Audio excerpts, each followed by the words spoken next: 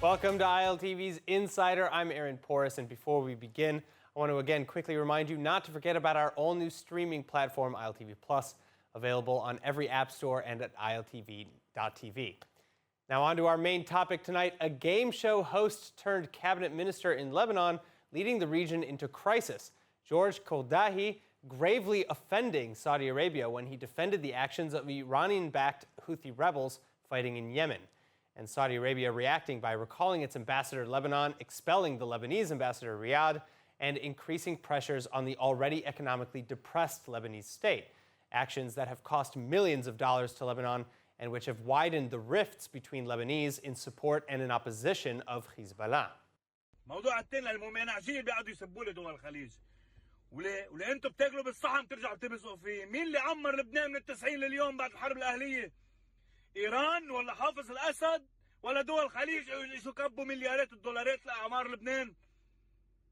بعد حرب تموز 2006 وقت طلع حسن رماني قالنا لو كنت اعلم دمر لبنان ما خلى مين يخبر عنه. مين اجى عمر لبنان؟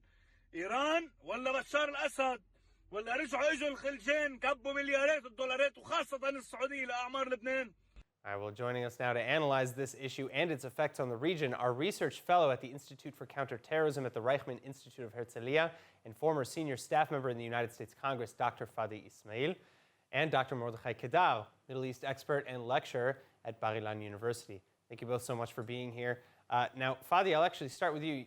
What were the events that you see that led most to these tensions? Because it couldn't have just been, in and of itself, these comments by Mr. Kordahi, or could it? Of course not. Well, first of all, I have to, a little disclaimer here. I was an avid viewer of his show, of George Kordahi's show in NBC. He had a fantastic show called El Msameh Karim, which ironically means something like forgiveness, or the forgiver is like it's a good thing to be forgiven. Something of between a reality show and a drama show. Frankly, a very good entertainment. And of course, the words he said before he was even minister, that was a few weeks ago, couldn't possibly have caused what we have seen now. And as much has been said very clearly by the Saudi foreign minister. They are talking about issues that have to do with the elections, with the control of Hezbollah over the entire Lebanese government. And it is true what the web influencer that we've just watched, what he said. The Saudi Arabia has invested many billions of dollars into rehabilitation of Lebanon. And I don't think that they really look kindly to the fact that the Iranians come in and basically reap the fruit. I mean, it makes no sense to them. So yes, Mr. Kordahi's words are being used to move the Gulf Street, GCC state populace. His words are perceived, and I think properly so, as a form of lack of gratitude to the countries that actually made them. And he wouldn't have become who he is if it wasn't for a Saudi network, NBC. And it really plays into some deep currents that you can find in the Gulf towards what they perceive as many people from the Levant areas, including Lebanon, that go to the Gulf states, succeed professionally, economically, and so on, and then proceed to speak in a manner that GCC populace perceives as a form of lack of gratitude and maybe even immoral in a sense.